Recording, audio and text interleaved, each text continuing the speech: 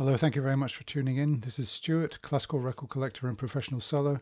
I've had another charity shop haul. I thought I would share it with you immediately because it was quite surprising. I wasn't expecting to find anything in this particular shop, but it just goes to show that no matter how many times you go into a charity shop and you think this shop is useless, there may always be the day when you just strike lucky because somebody's brought in a bag of really good classical records and you happen to be there at the right time.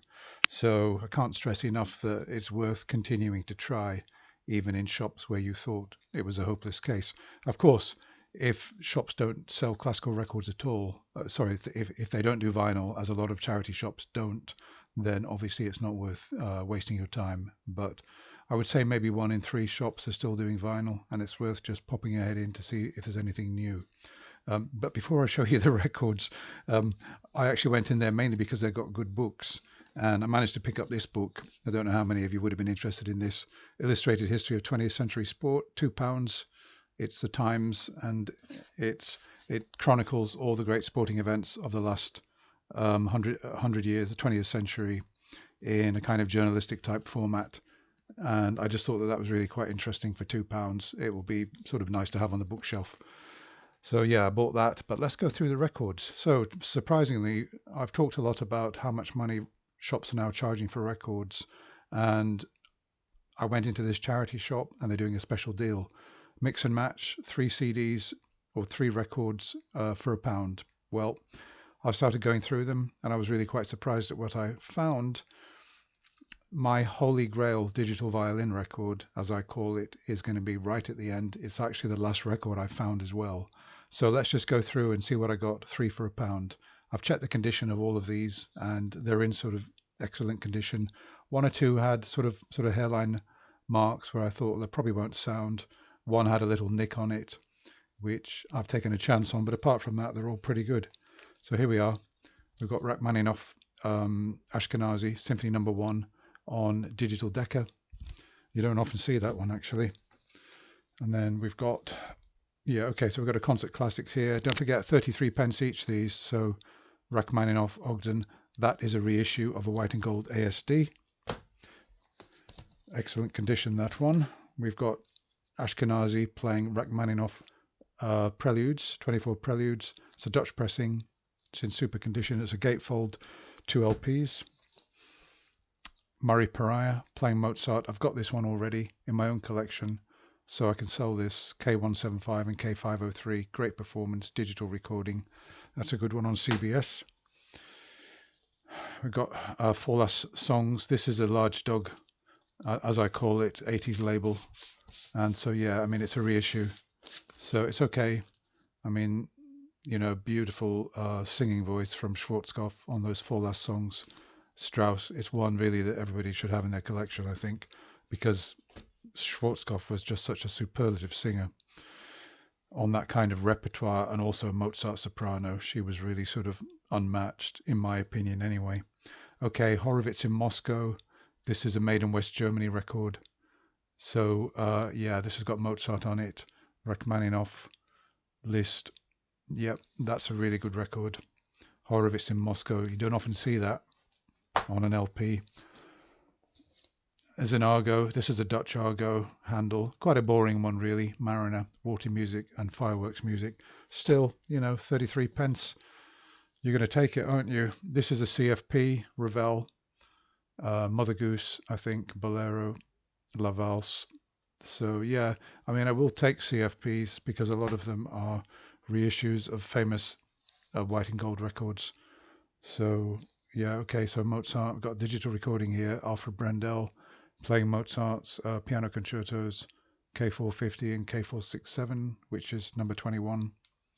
That's a good record. That's a Dutch pressing, digital. Getting through these quickly, Murray Pariah, again, concertos number 22 and 8. Yep, I think that is not digital, that's analog, I believe, because I think it is. I won't check it. Let's just keep going and get through these. Colin Davis, Mozart Symphony 40 and number 28, really unusual pairing. 2 Mozart symphonies, quite refreshing to see that kind of pairing. One of the great later symphonies and one of the earlier works, which is still good. K200, and that's Colin Davis conducting, digital recording, Dutch pressing. Mahler Symphony Number 9. Sorry, yeah, Mahler Symphony Number 9, Karajan. That's made in Germany. 2 records in there. Everything's complete there. These have all got very awkward stickers on them, unfortunately. Like this one, you can see in the corner. That's good. These are going to take some getting off. I don't like what they've done there, but you know, I'll manage to get them off. So Liszt Symphonic Poems, again, a bendy record. That's a Dutch pressing. I can tell if it's a Dutch pressing even without looking at it, just by how it feels. Beethoven Piano Concerto Number 5, Claudio Arrau. That's a digital, Philips digital. Keep going. Brahms Violin Concerto, Itzhak Stern, and Zubin Mehta. Yeah, so that's CBS. Bruckner Symphony Number 9. You don't often see that. Digital Schulte conducting. That's actually quite unusual. I think that's digital. Yeah, it is digital. You don't often see that.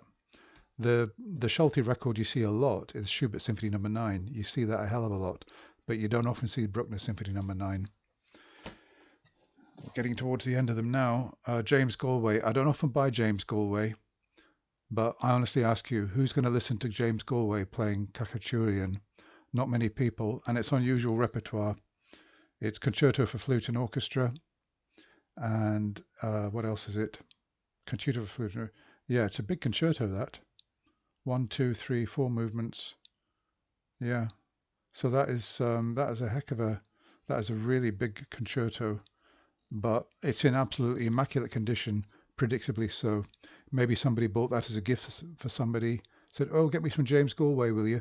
Expecting it to be Mozart or, you know, Annie's Song or something like that, and they happen to buy this, and the person say, "Oh, who's that? I'm not going to listen to that." Consequently, it's in absolutely mint condition. That's actually a lot of the time your best chance of getting a mint condition record. If it's been bought as a gift for somebody and they don't like it, they never play it. Hooray! It means it's going to be mint. Fairly common, this one. Scheherazade, Charles Dutoit. It's a Decca Digital. Yeah, I got a lot, didn't I?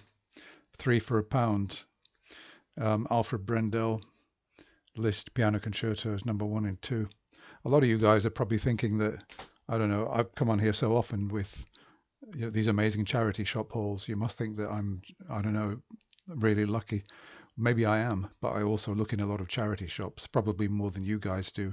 And I probably live I visit parts of the country where there are a lot of charity shops. If you're living out in the middle of the Australian outback, you're not going to find much, are you? Even in America, you're probably not going to find much either. But, you know, in Great Britain, everywhere is really close to each other. The cities are sort of packed tight together a lot of the time. And there are so many charity shops, so many places to buy them. Okay, and here we are. Here we are.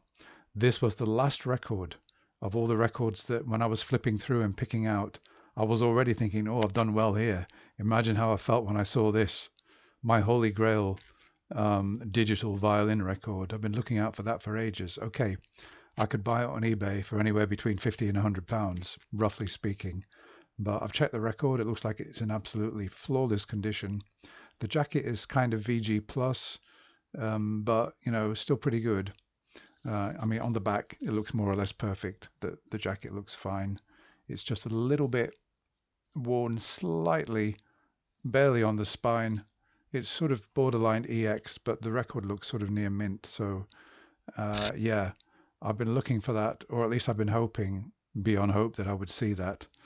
I just could not believe my eyes when I saw that. It's actually the first record. I pulled that quickly before anybody could get their hands on it. And, you know, I just popped it out straight away to have a look at it because I thought, if it's going to be scratched, let me get the disappointment over with quickly.